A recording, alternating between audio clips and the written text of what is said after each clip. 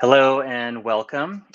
My name is Chris Punongbayan. I use he, him pronouns, and I'm the Executive Director of California Change Lawyers. I am on the unceded territory of the Ohlone people, also known as San Francisco. And I am excited to introduce this webinar today about affirmative action. I'd like to especially thank our co-organizers, the American Constitution Society and the Equal Justice Society, for making today possible. Today's webinar is actually part one of two that Change Lawyers is co-convening with ACS and EJS. The next one will be on December 13 with UC Berkeley Dean Erwin Chemerinsky and NAACP Legal Defense Fund Litigation Director Samuel Spytal. That one will also be on the Supreme Court, but will be a broader look at the cases that the court has heard so far this year and what's to come for the remainder of the term. So today is about affirmative action. And I admit that I listened to the entire 5-hour hearing on October 31st. And I guess I'm just wondering, is anybody else out there who listened to all 5 hours? If not, that's okay. That's why we're here, to let you know what happened and what transpired and what's at stake. But it was something that I personally, have a vested interest in. I was a beneficiary of affirmative action in college, but I came to California in the post Prop 209 era, and just saw the devastating impacts that the lack of affirmative action had on my law school education. And so this issue is also very important to the organizations on this call because Change Lawyers and the Equal Justice Society co-led an amicus brief to the Supreme Court talking about what the California experience was passed when Prop 209 passed, and the impacts that it had essentially in robbing an entire generation of Californians from equal educational opportunity.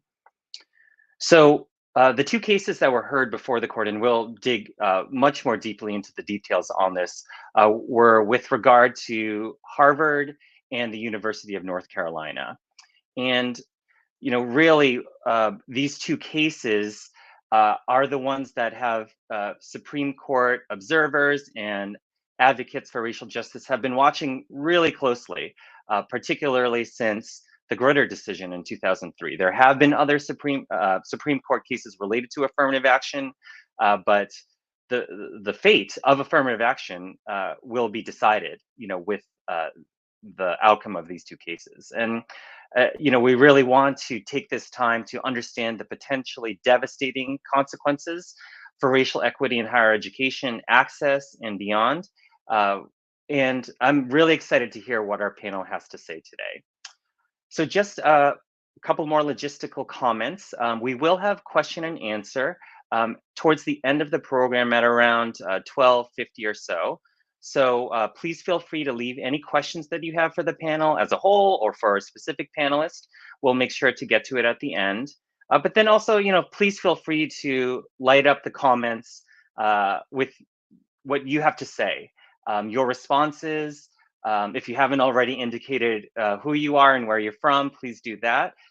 We're trying to have as interactive an event as we can, given the constraints of being online. So with that, I'd like to introduce our moderator today, Shilpa Ram. Shilpa is a board member with the American Constitution Society's Bay Area Lawyer Chapter and is a senior staff attorney with public advocates on the education equity team. We're so delighted to have you with us today, Shilpa. Please guide us through this conversation. Thank you so much, Chris. Good afternoon, and thank you to Change Lawyers, ACS Bay Area, and the Equal Justice Society for sponsoring this important event. A warm welcome to all of you in the audience, and thank you for joining our conversation this afternoon. I'm Shilpa, and I'm so happy to be the moderator today for this important panel. I'd like to extend a special thank you to my ACS colleague, Chris Hu, for collaborating with me to prepare for today's panel. A big thank you and warm welcome as well to our three esteemed panelists. I'm excited to introduce you to them.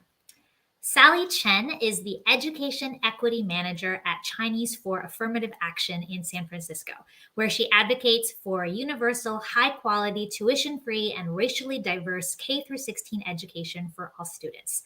Sally is a first-generation college graduate from a working-class immigrant family and a proud alumna of Harvard College.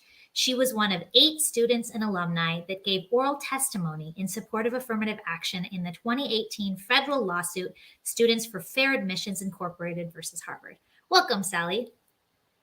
Lisa Holder is the president of the Equal Justice Society. In the different roles that she has held at EJS, she has been an invaluable part of the litigation and advocacy to dismantle the school-to-prison pipeline and to bring race equity in the workplace and workforce. In May 2021, California Governor Gavin Newsom appointed Lisa to serve on the first-of-its-kind task force to study and develop reparation proposals for African Americans, formed by the governor's signing of AB 3121. This summer, the task force released a stunning 500-page interim report that surveys the history of anti-Black discrimination in America and serves as the scholarly underpinning for the reparations legislation. Welcome, Lisa. Thank you. And finally, Dean Sarah Zierfoss is Senior Assistant Dean at the University of Michigan Law School, where she directs all aspects of JD and LLM admissions and supervises the Office of Financial Aid. After graduating from Michigan Law, she clerked for the Honorable James L. Ryan of the U.S. Court of Appeals for the Sixth Circuit and worked as a litigation associate in the Detroit office of Pepper Hamilton LLP. Sarah returned to the law school in 1999 in the capacity of Judicial Clerkship Advisor before heading the admissions office in 2001. 3 weeks after she started, a federal district court ruled against the law school in the affirmative action case of Grutter v. Bollinger. The Supreme Court reversed that decision in a 2003 ruling, but 3 years later, a Michigan voter initiative eliminated the use of race in admissions in public institutions. Welcome, Sarah.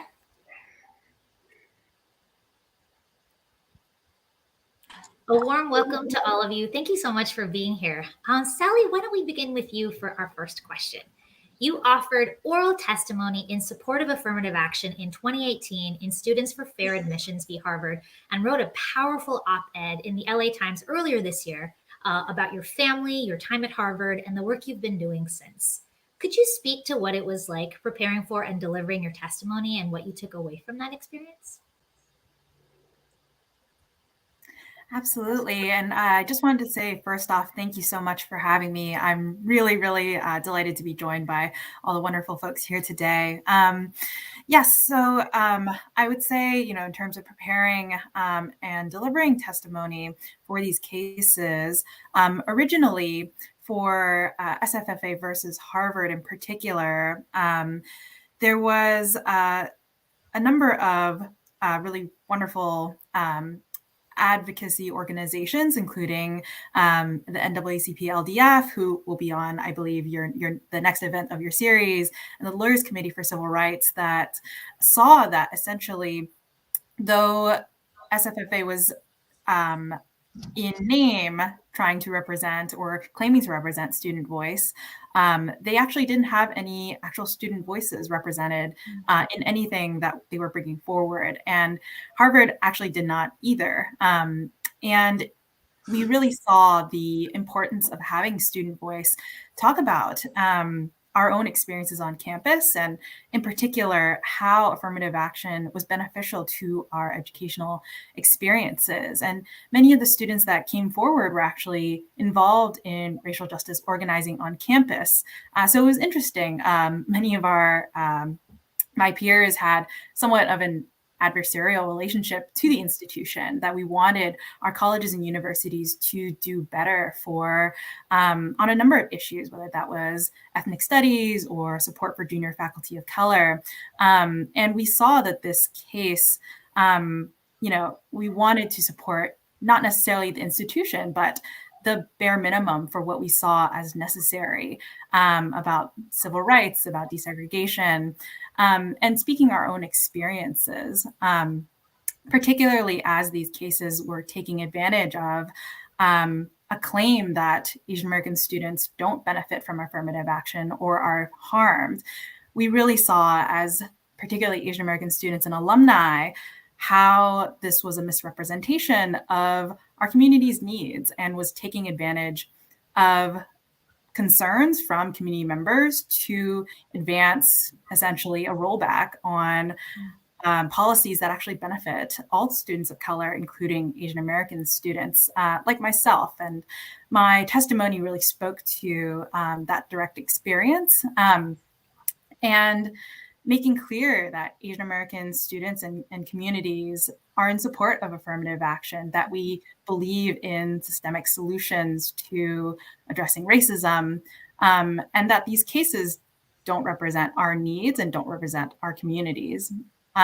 Particularly, just to wrap on, in terms of takeaways, really my involvement in this case, from student to alumni, and being in DC for oral arguments, to turn out and support in affirmative action again, and try to speak some of this truth to why we need race-conscious policies and programs. All of these experiences, I think, have really expanded for me how much public understanding of affirmative action really needs to be addressed. Race-conscious solutions and policies need to be messaged very clearly, and that people really need to hear stories from direct beneficiaries, from policymakers, to really understand. Unfortunately, nuanced arguments aren't catchy or easy, but it's really important to actually unpack a lot of these details, which is why today's event is really important for folks to hold multiple truths at the same time about how we want to improve our public education systems, and that affirmative action is such a key tool to that. So both in my work now at Chinese for Affirmative Action as well, we see in direct engagement with communities how critical a lot of that is. Thank you so much, Sally. We're really lucky to have you here. You were there, so we're really lucky that you're joining our conversation today. I'll move on to question 2 for Sarah and Lisa. The New York Times described the arguments in the UNC and Harvard cases as testy and vigorous. And indeed, there were several notable moments, including discussions of what diversity means, how race correlates to some experiences and not others, the extent to which higher education is a pipeline to leadership in our society, and the extent to which race and culture are intertwined, and to separate them is, as Justice Kagan stated, slicing the bologna awfully thin. Lisa, I wonder if you and Sarah could each describe a moment in the oral argument that was particularly striking or surprising for you. And Lisa, would you like to go first? Sure. Thank you for having me. It's wonderful to be on this panel with such luminaries and important voices. I will be frank that it was very difficult to sit through that argument. Testy is an understatement. It was more, for me, it was more triggering than testy. But generally, I'm not really surprised or astonished by the way the argument's constructed by different justices with certain political motivations. But what I will say is that overall, what struck me is the level of denial that we saw. The adherence to this colorblind consciousness, post-racial paradigm and framework that really is completely counterfactual and has no basis in reality. And so more than anything else, that is what is disheartening to me. It's and it is very consistent with a time in our history when we are ahistorical, counterfactual, social science deniers. And that's what I heard time and time again. Hi, everybody. I'm very happy to be here. And this is an amazing panel, so thank you for having me. I was very struck by the willingness of the attorney for the plaintiffs to concede that many race-neutral alternatives would be constitutionally acceptable, even if they are selected by a school in order to secure greater diversity. Specifically, I was struck that he said, the act of overcoming discrimination is separate and apart from a distinction based on race. He said, evaluating an essay about being subjected to racial discrimination obviously indicates that the applicant has grit, the applicant has overcome some hardship.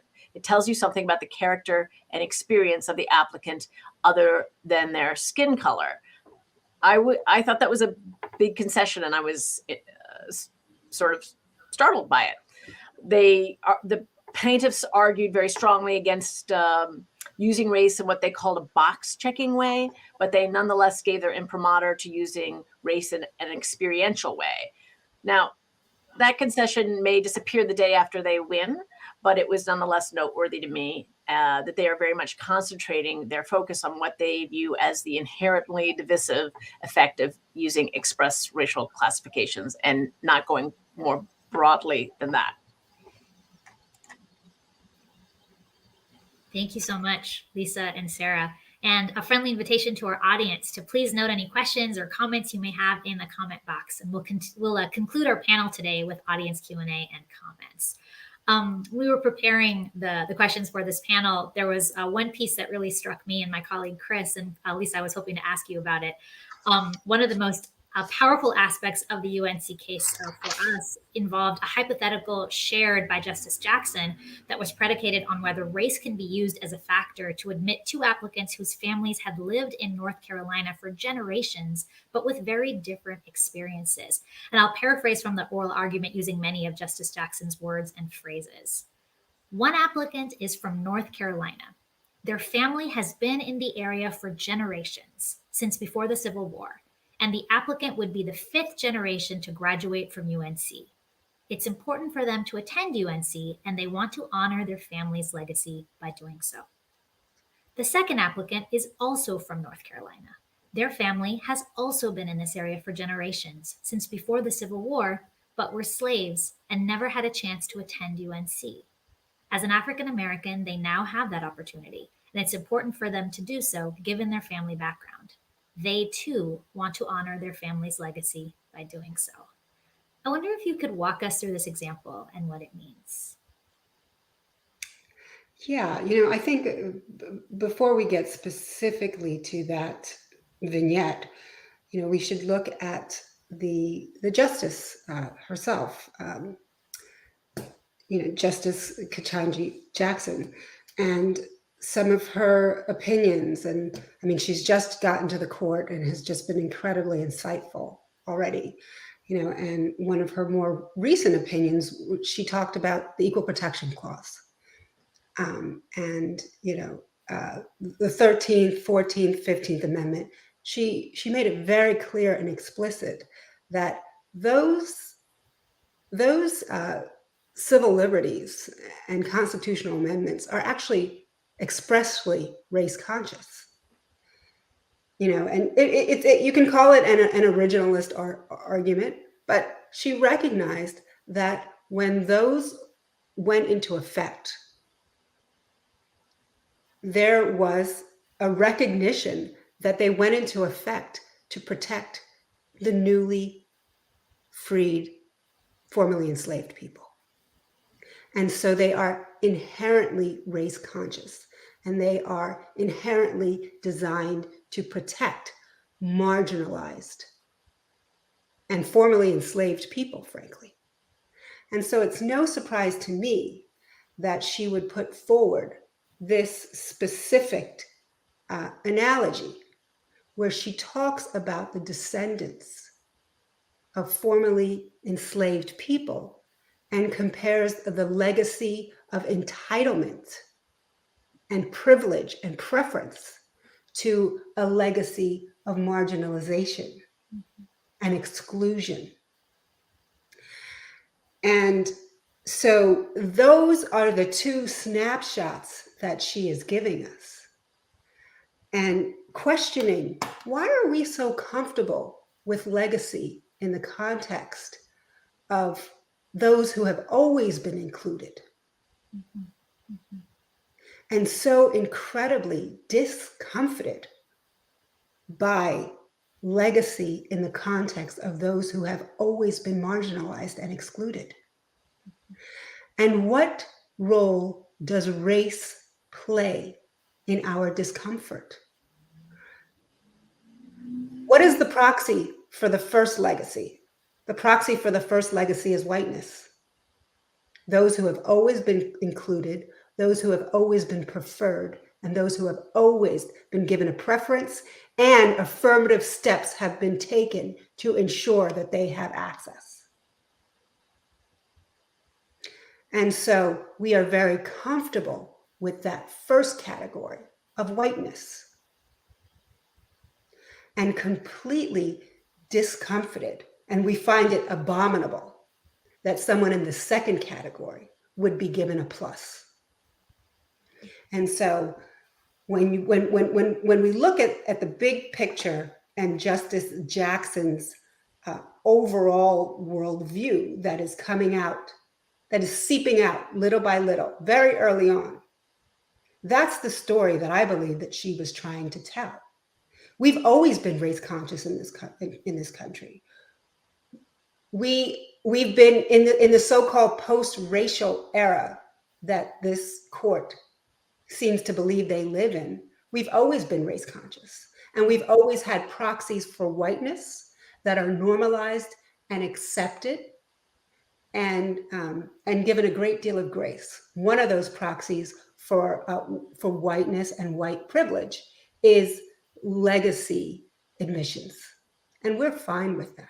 We're fine with those students getting a plus sign, an extra plus, but we find it abhorrent if a student who comes from a legacy of disenfranchisement is given a similar plus and treated equally.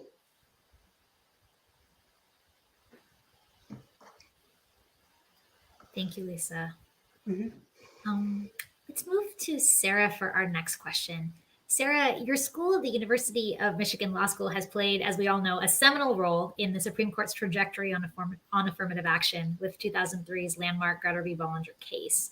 And at one point in the argument, Justice Kagan expresses concern about a, quote, precipitous decline in minority admissions, end quote. And Justice Sotomayor also directly references Michigan as one of the schools at which the number of students from underrepresented backgrounds has decreased, presumably referring to the effects of a post-Grutter state law banning affirmative action. I wonder if you could talk a bit about your own experience guiding the law school's admissions process through these changes in the law, and perhaps also comment on how an adverse ruling in the case might affect other law schools that do consider race as a factor. Yeah, absolutely. So I should say at the outset that I suspect that they were referring to the undergrad institution in particular, because we are very small relative to the import of our undergraduate institution. But I became the Dean of Admissions in 2001 following the conclusion of the trial in Grutter, but before the district court had held that our admissions policy was unconstitutional. That decision came out a few weeks after I started, and it was stayed. And so, you know, we ultimately prevailed in the Supreme Court in 2003. So during that period, I never had to grapple with what it would look like to actually institute a race-blind policy. Then in 2006, the electorate in Michigan passed a state initiative, a constitutional amendment forbidding the use of race in admissions by public institutions. And that took effect in January 2007, about halfway through the admissions season.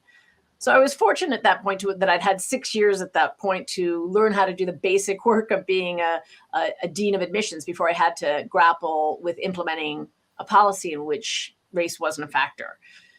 But then we needed to immediately change our admissions policy to comply with state law. So our faculty voted to approve a holistic admissions policy that was substantively virtually identical to what we had used previously, but with the critical removal of race as one of the many factors that we take into account. So we kept this policy because it was a good one. It was broad it's broad and thoughtful and gives us a lot of flexibility to make nuanced decisions in a non-mechanistic way. And we thought that was the best approach going forward to this new reality. We did make lots of changes in sort of clerical sorts of processes in the office. Like we removed the page of the application where people indicate their race so that I and the other readers could not see it. And we removed race from any report about any applicants until after a decision had been made. So we wouldn't worry that I was being affected by that in my decision-making. But the mechanics of the decision-making process itself were not a huge departure from what we'd done previously. Nonetheless, the change in the law had an immediate negative impact. So it took effect halfway through the season, so it wasn't as much of an impact on who we could admit as we might have been, because we'd gotten pretty far along before it took effect. But our yield, that is the number of African American, Native American, and Latinx people accepting our offers, decreased dramatically. No doubt because students were rightly concerned about the possibility of being one of only a handful of people sharing their same identity in the entering class. And then the following year, we had the double whammy of a full year of not being able to consider race in our decisions and the challenge of recruiting people in a context where we'd already seen the negative effect of diversity from the first year. So we went from 31% people of color in the class in 2005 to 22% in 2008. That was not good, but honestly, I was fearful that it would be even worse. So, we then, from the beginning, tried many, many different techniques, both to expand our applicant pool as much as possible, and then to persuade the people we had been able to admit to get them to enroll. So we traveled all over, we wrote thousands of letters, hand-signed thousands of letters, sent fancy recruiting materials.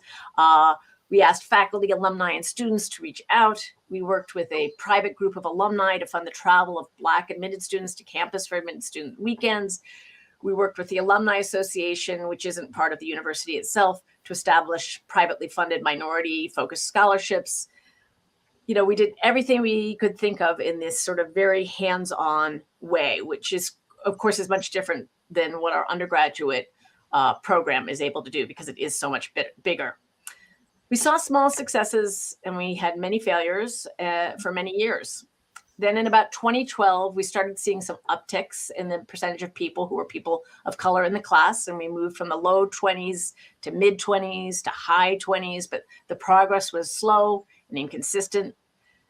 But now today, the entering class of 2022 had 42% people of color, which was incredibly encouraging. But we didn't actually surpass our 2005 numbers until 2020. And to be frank, I think a lot of those gains were due more to a change in law school admissions that came about because of the pandemic. More people taking the LSAT, in particular, more people of color taking the LSAT and then doing better on the LSAT because of certain changes to the way the LSAT was administered. So I believe that a lot of credit for our improved numbers is due only in part to our very hard work by a lot of people here, but more to demographic changes and some unexpected benefits flowing from the pandemic. So to sum all that up, there's absolutely no doubt in my mind that an adverse ruling in these cases will have a very depressing impact at all law schools on the percentage of people who identify as Black, Native American, or Latinx. Schools take race into account as a factor in admissions because that is the single best, most effective way to create a racially diverse class. And then one other thing to think about this, the ruling will affect, obviously, the undergrad schools across the nation from which all law schools draw. So for us, it affected the University of Michigan undergrad, which is our biggest feeder. And that had a compounding effect on all our troubles. But when this applies to all undergrads nationally, the effect will be monumentally compounded as the years pass. So even if a given law school figures out some amazingly great secret approach that we haven't been able to figure out, I would expect the pool of applicants to be so much diminished that it will have a much smaller impact than it might otherwise have.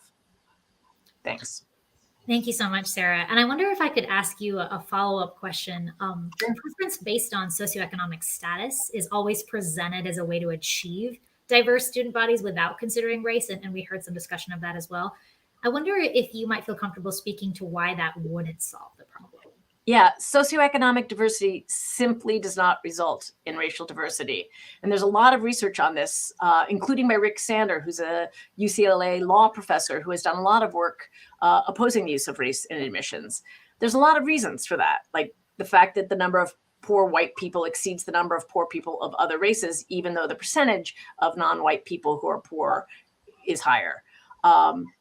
And then one reason for it includes the fact that schools that have double segregation by race and class tend to be the very schools that are the least effective in preparing students for higher education.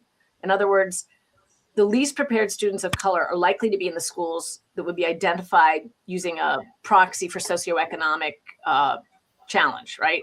And the best prepared are likely to be in the schools that would not be identified as having that proxy. So such proxies are a very inefficient way to identify students of color that are likely to be the strongest students. Thank you so much. And Lisa, building on those points about Michigan, there was also much discussion at oral argument about the University of California system, which, as we all know, is constrained by Prop 209. And Council for Students for Fair Admissions suggested at one point that UC Berkeley shows the success of race-neutral admissions because white students are in the minority there.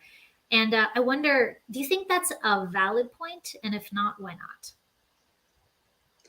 Well, some of Sarah's points really resonated with me when I thought about those comments by the court about, well, look at California, look at how great they're doing. They banned affirmative action 25 years ago. The ban on affirmative action that is Proposition 209 has had a devastating effect on university admissions, education across the board in terms of educational access and equal educational access for people of all races, and also devastating impact beyond education that we're not really even touching on. But staying within the educational context, Yes, 25 years later, after 25 years of tremendously hard work by progressives, we are finally now starting to rebuild the numbers of diverse applicants and rebuilding diversities in our public higher education system. But that has taken lawsuits, that has required tremendous organizing, that has required us to build a state apparatus in terms of a legislature and governor that supports our efforts. And we're only now right back where we started 25 years ago after putting in all of that labor and sweat equity. So one of the lawsuits that I was involved in that I helped to litigate is a recent lawsuit against the UC system where we were able to get an injunction against the UC for the use of the SAT and the ACT. The SAT and the ACT are now gone. They are no longer used in UC admissions, and the other state schools also followed suit after the UC went test-free. And because of that lawsuit, and because of these UCs now becoming test-free, there's been a tremendous bump over the last year in diversity, right? So now you're having more students of color applying, number one, so you have a much larger applicant pool when you're not using the test. And you are also having more students of color being admitted. And so for the first time in decades, the numbers are back up. And this year, the student body is actually 43% students of color, which, yes, that's a tremendous achievement. But what the court failed to recognize is that it has taken 25 years of tremendous labor in terms of the left organizing to get us right back where we were 25 years ago when Prop 209 took effect. Thank you, Lisa. And I wonder if I can build on what you just offered. There was important discussion as well, particularly by Justice Sotomayor, on the deleterious effects of smaller number of graduates of diverse backgrounds entering the pipeline to arenas such as government and the private sector, and the extent to which that is expected to continue if there is an adverse ruling in these cases.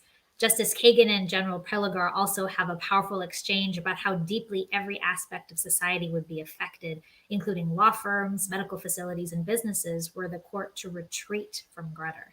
And I wonder if one of you might feel comfortable speaking to the wide-ranging impact of a potential adverse ruling.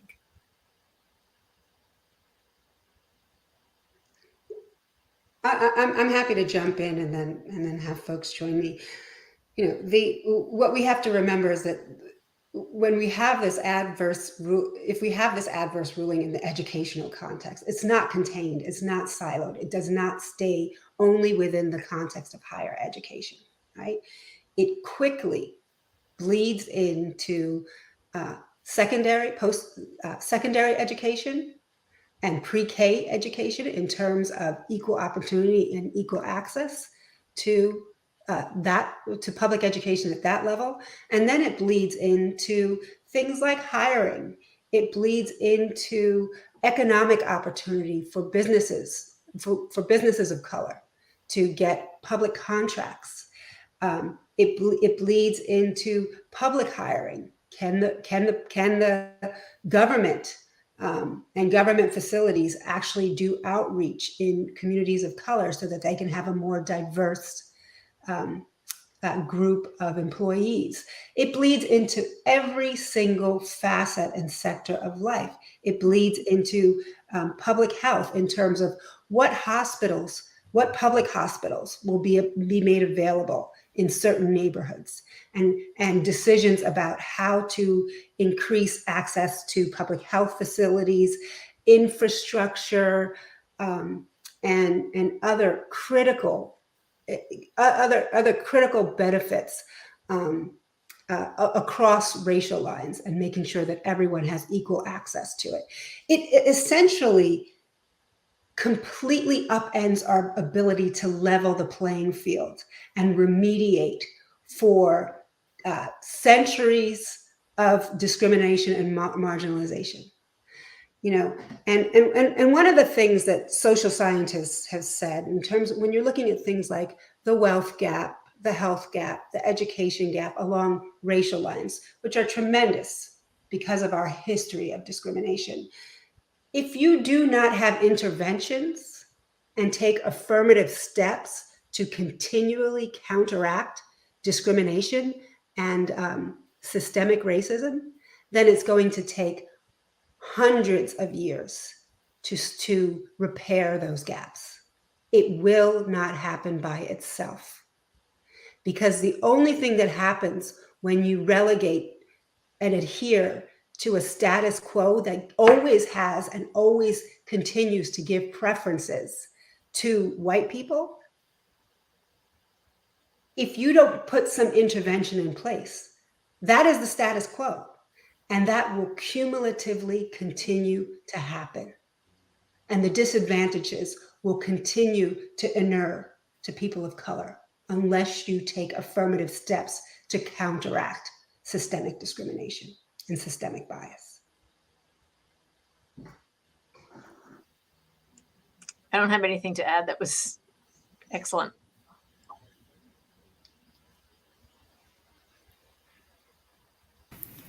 Yes, I really do think that, a lot of what's been touched on is really relevant to how at CAA we do a lot of work in terms of direct community education and working with students and families. And I think that this is all of this is really concerning for the message that it's sending, particularly to these students and families.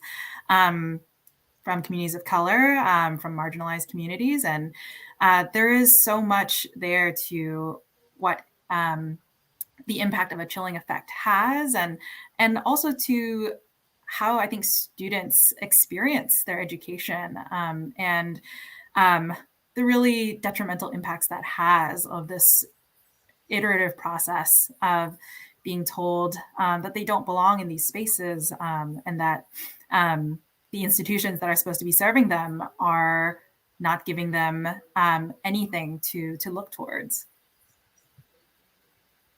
Thank you. And Sally, my next question was going to be for you, to ask you if you could share how Harvard students and alumni like you have been affected by this case, and if you might be able to share what you've noticed on campus and in your communications with friends and colleagues about what the environment has been like for current students who are trying to create safe and inclusive spaces of belonging on campus.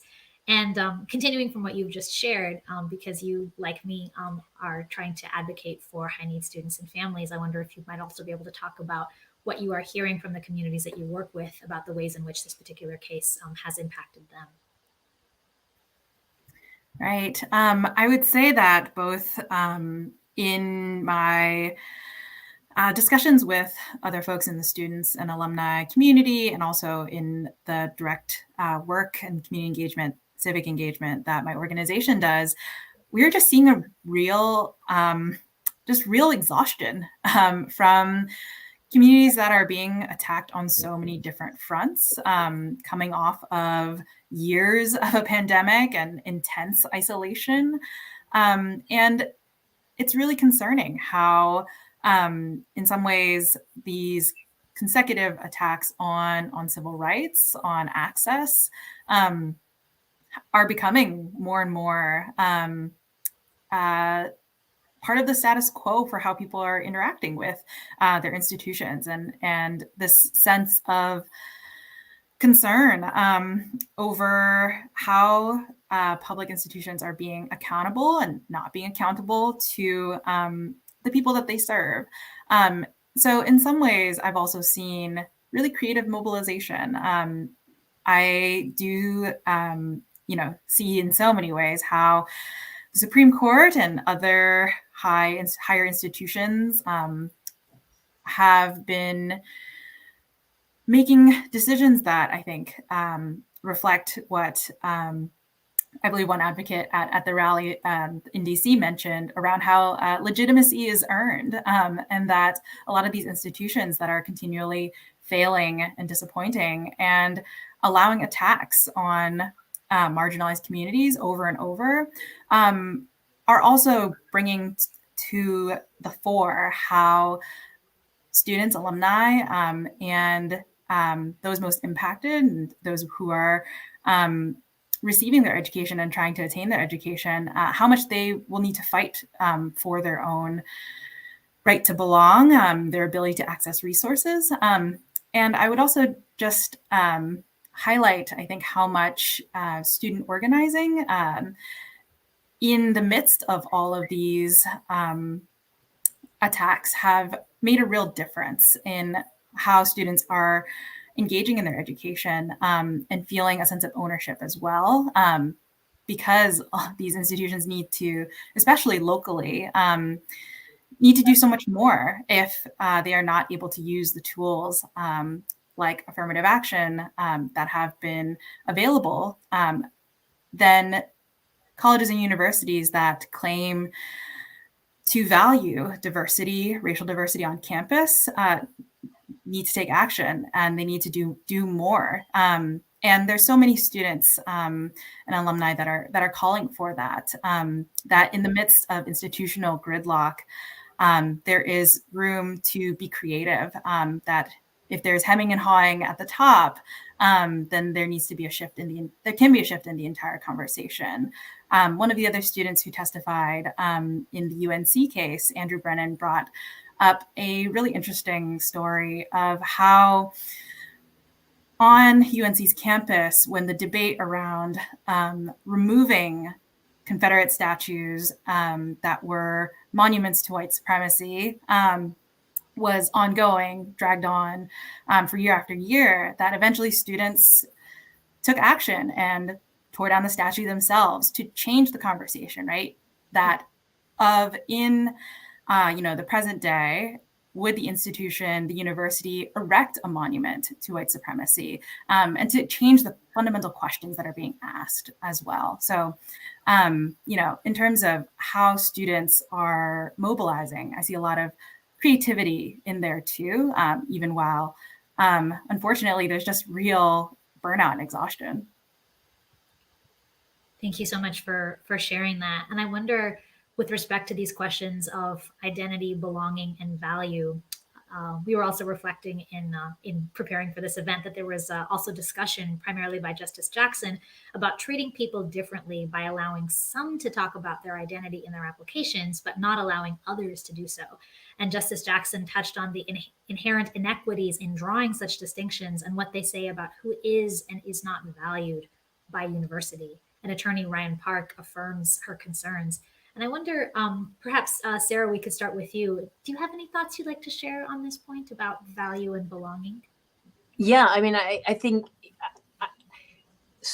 in the way our law has been implemented, students do talk about their identities in their essays, and so it is almost incomprehensible to me to imagine a universe where that is not something that people can do. I mean, I'm just stumbling over my words, because that is such in the United States in 2022, your racial identity is a huge part of who you are. So to imagine any kind of coherent admissions process that doesn't allow people to discuss that is it's a farce. So yeah, I would be surprised if the decision actually were to go that far. But of course, it's possible. Thank you. And I wonder, several justices referenced the 25-year context highlighted in Grutter. And Lisa, you were talking about how hard everyone has been working for 25 years since Prop 209. Several justices referenced this 25-year context highlighted in Grutter, and they wonder if there will be a point in time at which the benefits of educational diversity will be achieved. General Preligar, for example, believes that there is an endpoint in sight when we might have made enough progress such that it may no longer be necessary to take race into account. And the general points to graduation and attrition rates as relevant to that discussion. Is it realistic to think that there would, in fact, be a point at which it were no longer necessary to consider race as a factor in admissions processes? And open it up to any of you who might like to chime in on that. I'm sure Lisa has something to say, but I want to just pull on one of the points that she made, which is like, maybe if we were actually moving forward in a coherent and consistent fashion, but we keep having, the rug pulled out from under us. So, it just, whatever day that is, the powers that be are consistently putting it further off.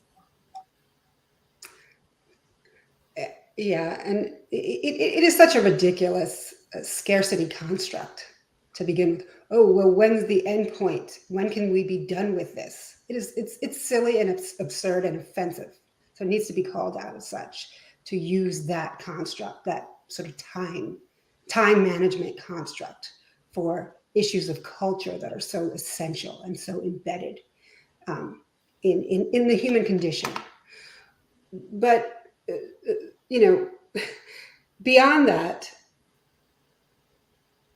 the response is when we no longer live in a white supremacist society, then we can start thinking about ending these interventions that are necessary to counteract preferences for white people that have always existed and that continue to exist. So that's how I flip it. As soon as let's get there. Let's get to the point where we end white supremacy and this dominant narrative that prefers white people and people who have always been preferred. Once we get there, then we can start thinking about ending it. And the last thing that I'll say is, again, I started out by saying what always strikes me and disheartens me is that we are in a moment where we are completely ahistorical, where we are science deniers. All of the social science, unequivocally shows that racial diversity improves output, improves a work environment, an educational environment. And in fact, when it's quantified, it shows that racially diverse environments are 35% more constructive. 35% more constructive. And all of the social science shows this. And there's no social science to counter it, right? So I guess, what are we saying? We don't want to be productive. We don't want to be constructive. If that's our end goal, is to no longer be constructive, okay, then let's end diversity. If that's going to be our end goal, let's get rid of diverse environments that are productive. Thank you, Lisa. I'll turn it over to Chris for some audience Q&A. Thank you, Shilpa. We have one excellent question for the panel from Antoinette. Hello, Antoinette. Good to have you with us. And thanks to everyone who's given some comments. We have just a little bit of time for audience questions. So if you don't have one and you haven't asked it yet, please plop it in now. So the one question from Antoinette is, any thoughts on how the Supreme Court case where racial identity for Indian tribes is being argued in the Brackeen v. Holland case? And Antoinette is noting that the Indian tribes in this case argue that the Indian Child Welfare Act is not based on racial identity, but a political identity, i.e. as a sovereign. So any thoughts on the Native American experience? A number of institutions have treated, based on the idea of Indian tribes as a political sovereign, have given preference to members of tribes on the ground that is not the same as giving a racial preference. That I think a lot of schools in California do that. So if the court were to hold that it is not a political identity, that would be just one more tool that was taken away.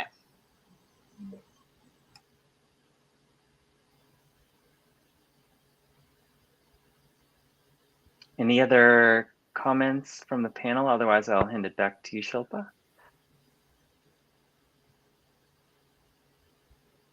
And any other audience questions? Going once, going twice, going 3 times. Okay, so I'll hand it back to you, Shilpa, to bring us home. Thank you. We have a couple more questions, and I'll offer both of them to all of you. Based on the court's questions at oral argument, and really in its decision to grant cert in the first place, everyone expects that the court will rule against the universities. Do any of you have thoughts, hopeful or not, about how broad or narrow the scope of the court's ruling might be? Some of the conservative justices indicated interest in continuing to allow schools to consider race if that's something that applicants choose to write about in their application essays. I can start off a little bit on, I think, conversations that at CAA and with other advocates we've had about concern over application of whatever the decision might be, and the real necessity to sit down and look at the details of what is laid out, because there's so many ways in which institutions may not pay quite as much attention to the exact detail and scope of what the ruling will impact, and will overextend how this affects other areas of work, of research, anything related to racial diversity, goals related to equity, in order to avoid a potential lawsuit on their hands. I will say too that I'm sure, these court cases are very intense processes for the institutions and the universities, and a fear or desire to avoid any potential lawsuit or accusation of being not in line with the ruling may have impacts on how the university makes decisions, on how forthright and how proactive they are in any sort of goals related to racial diversity or discussions of systemic racism. I want to just jump in on that because I think that's absolutely right and definitely a thing to be concerned about. But I also think it's a problem for applicants because these rulings get translated to people, non-lawyers, right? And what they think is, I'm not allowed to mention anything about my race in my application. I'm not allowed to tell my story. And I mean, that was a huge communications problem in the beginning for us after our initiative passed. And we did a lot of work to encourage people and make them understand that they could talk about, who they are in their applications. But students are reluctant. They also, feel like, oh, well, I need to follow the rules, right? So it's a double pronged problem.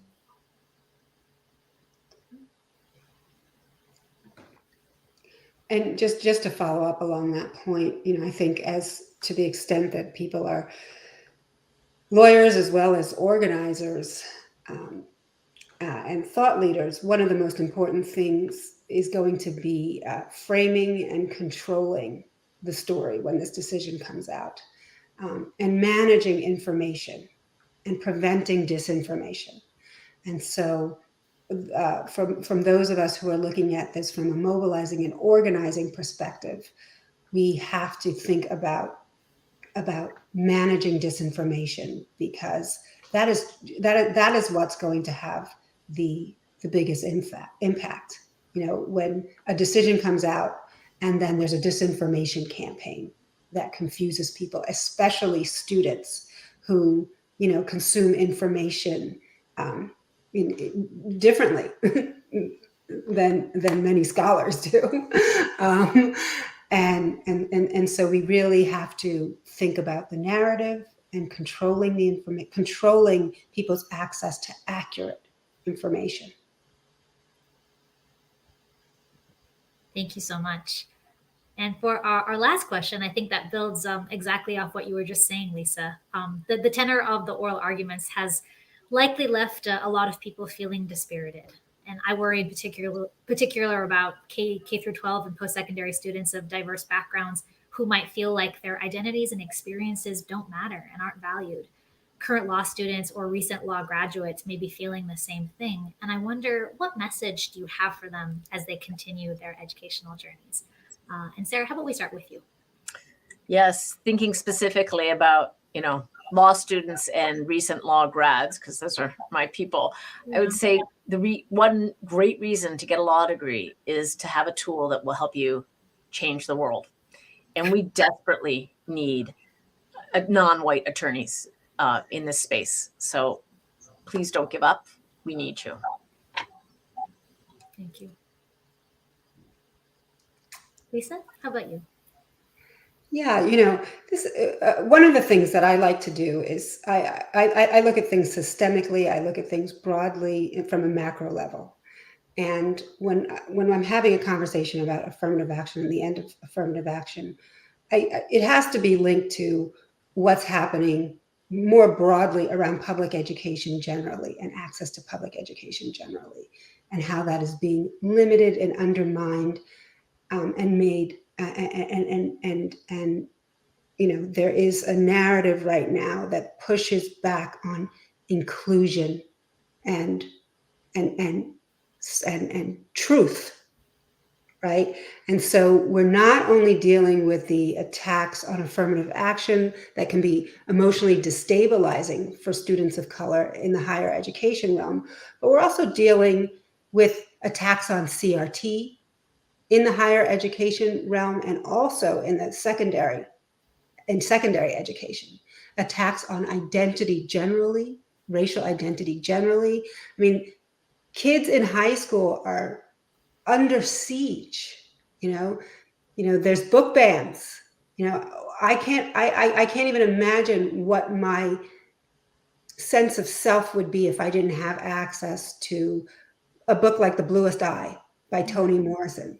But all over the country, that book is being banned because of the attacks on CRT, truthful and historical narratives, and any kind of curriculum or education that is actually inclusive and multicultural, right? So we have to look at what's happening to affirmative action in this broader context of the attack on truth and knowledge. And so what I will say to students is continue to find your truth, continue to speak for truth, and continue to speak truth to power. The knowledge is out there, and sometimes you will have to struggle to find it, but there are advocates like all of us who have curated that knowledge. And so reach for it. It is there. Thank you, Lisa. Sally, last word for you. I think everyone, I'm really appreciative of all the panelists today for all the wonderful things that have been shared. I think they're really important points that need to be heard. And I think just to wrap up, the advice that I would give for students is that there are no stories that all their stories need to be heard, and that there are no stories that are the same. Everyone's is unique and is so critical in terms of being a voice at the table and adding those different perspectives. And ultimately, I think it's really important to center the moral clarity of the importance of access to higher education, of diversity, and also integrity in all of this, that even if these specific institutions are disappointing and failing the people they are meant to serve, that we together as a community know what is right and know what is at the heart of education and access for all, and how we make sure that we take care of one another ultimately, and that we are all listening ultimately to each other's stories, because they are so critical. Thank you so much, Sally. Thank you, Lisa. Thank you, Sarah, for being here with us today. Thank you to Change Lawyers, Equal Justice Society, and ACS Bay Area. I'm so grateful and so privileged to have been with you this afternoon. That concludes our panel. To our audience, thank you for being there. Be well, take care, stay safe, and have a good afternoon, everybody. Thank you. Bye-bye. Thank you, Shobha.